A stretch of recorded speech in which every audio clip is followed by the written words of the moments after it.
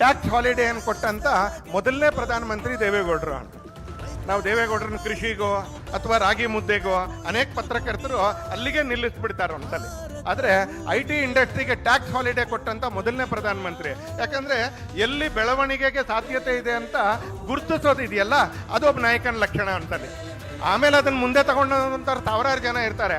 ಆದರೆ ಇಲ್ಲಿ ಬೆಳವಣಿಗೆ ಅದೊಂದು ಬೀಜ ಇದೆ ಅನ್ನೋದನ್ನು ಗುರುತಿಸಬೇಕಾಗಿರ್ತಕ್ಕಂಥದ್ದು ಒಬ್ಬ ನಾಯಕನ ಲಕ್ಷಣ.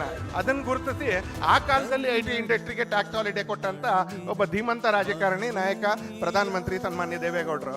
ಅವ್ರು ಶಾಸಕರಾಗಿ, ಸಂಸದರಾಗಿ, ರಾಜ್ಯಸಭಾ ಸದಸ್ಯರಾಗಿ, ಮುಖ್ಯಮಂತ್ರಿಯಾಗಿ, ಪ್ರಧಾನಮಂತ್ರಿಗಳಾಗಿ ಅವ್ರು ನಡೆದಿರ್ತಕ್ಕಂಥ ಪ್ರಧಾನಮಂತ್ರಿಗಳಾಗಿ ಅವ್ರು ಕೆಲಸ ಮಾಡಿದ್ದಾರೆ ಅಂತ ನಮಗೆ ಗೊತ್ತು, ಜವಾಬ್ದಾರಿ ನಿರ್ವಹಿಸಿದ್ದಾರೆ ಅಂತ ನಮಗೆ ಗೊತ್ತು, ಅಧಿಕಾರ ನಿರ್ವಹಿಸಿದ್ದಾರೆ ಅಂತ ಗೊತ್ತು. ಆದರೆ ಬೆಂಗಳೂರಿಗೆ ದಿಲ್ಲಿ ಸ್ವಲ್ಪ ದೂರದಲ್ಲಿರೋದ್ರಿಂದಾಗಿ ದಿಲ್ಲಿಯಲ್ಲಿ ಏನು ಮಾಡಿದ್ರು ಅಂತ ನೆನಪು ಮಾಡ್ಕೊಳ್ಳಿ ಅಂತ ಹೇಳಿದ್ರೆ ಬಹುಶಃ ಅವ್ರದೇ ಪಕ್ಷದ ಕಾರ್ಯಕರ್ತರಿಗೂ ಕೂಡ ಸ್ವಲ್ಪ ಕಷ್ಟ ಆಗುತ್ತೆ ಅಂತಾರೆ. ನಾನೊಂದು ಬರೇ 3-4 ಸಂಗತಿಗಳು ನನಗೆ ಗೊತ್ತಿರೋದನ್ನ ಹೇಳ್ತೀನಿ. ನನ್ನ ಪಕ್ಷದ ಜವಾಬ್ದಾರಿ ಕಾರಣಕ್ಕೆ ನನಗೆ ಗೊತ್ತಿರೋದನ್ನ ಹೇಳ್ತೀನಿ. ಅವ್ರು ಬರುವಾಗ ಪ್ರಧಾನಮಂತ್ರಿ ಆಗುವಾಗ ಕಾಶ್ಮೀರದಲ್ಲಿ ಸುಮಾರು 7-8 ವರ್ಷಗಳಿಂದ ಚುನಾವಣೆ ನಡೆದಿರಲಿಲ್ಲ.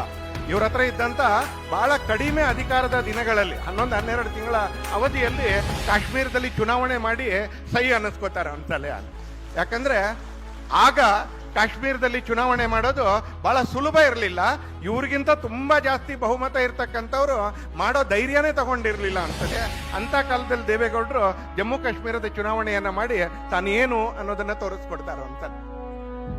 ದೂರದ ಜೂರಿಚ್ನಲ್ಲಿ ಆ ಕಾಲದಲ್ಲಿ ಅವರು ಪ್ರಧಾನಮಂತ್ರಿ ಆದಂತ ಕಾಲದಲ್ಲಿ ನಮ್ಮ ಪೂರ್ವೋತ್ತರ ರಾಜ್ಯಗಳೇನಿದೆ ತುಂಬಾ ಭಯೋತ್ಪಾದನೆಯಿಂದ ಸಂಕಷ್ಟದಲ್ಲಿದ್ದಂತ ದಿನಗಳು.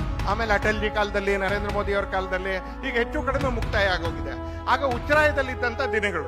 ರಾಷ್ಟ್ರಧ್ವಜ ಹಾರ್ತಾ ಇರಲಿಲ್ಲ, ಸ್ವಾತಂತ್ರ್ಯ ದಿನೋತ್ಸವ ಮಾಡಕ್ ಸಾಧ್ಯ ಇಲ್ಲ, ಗಣರಾಜ್ಯೋತ್ಸವ ಬಹಿಷ್ಕಾರ ಹಾಕ್ತಾರೆ, ಸ್ವತಂತ್ರವಾಗಿ ಜನಪ್ರತಿನಿಧಿಗಳು ಓಡಾಡಕ್ ಆಗೋದಿಲ್ಲ, ಭಾರತ ಅನ್ನುವಂತ ಶಬ್ದ ಸ್ವಲ್ಪ ಅಪಾಯಕಾರಿ ಅನ್ನುವಂತ ಇದ್ದಂತ ದಿನಗಳು. ನಾಗಾ ಬಂಡುಕೋರರ ಜೊತೆ ಸಂಧಾನ ಮಾಡ್ತಾ ಮಾಡ್ತಾ ಮಾಡ್ತಾ ಮಾತುಕತೆ ಮಾಡ್ತಾ ದೂರದ ಜೂರಿಚ್ನಲ್ಲಿ ಅವ್ರ ಜೊತೆ ಒಪ್ಪಂದಕ್ಕೆ ಸಹಿ ಆಗ್ತಾರಂತಲೇ. ನಾಗಾ ಬಂಡುಕೋರರ ಜೊತೆ ಒಂದು ಶಾಂತಿಯ ಪ್ರಸ್ತಾವಕ್ಕೆ ಒಪ್ಪಂದಕ್ಕೆ ಜೂರಿಚ್ನಲ್ಲಿ ಸಹಿ ಆಗ್ತಾರೆ ಸನ್ಮಾನ್ಯ ದೇವೇಗೌಡರು.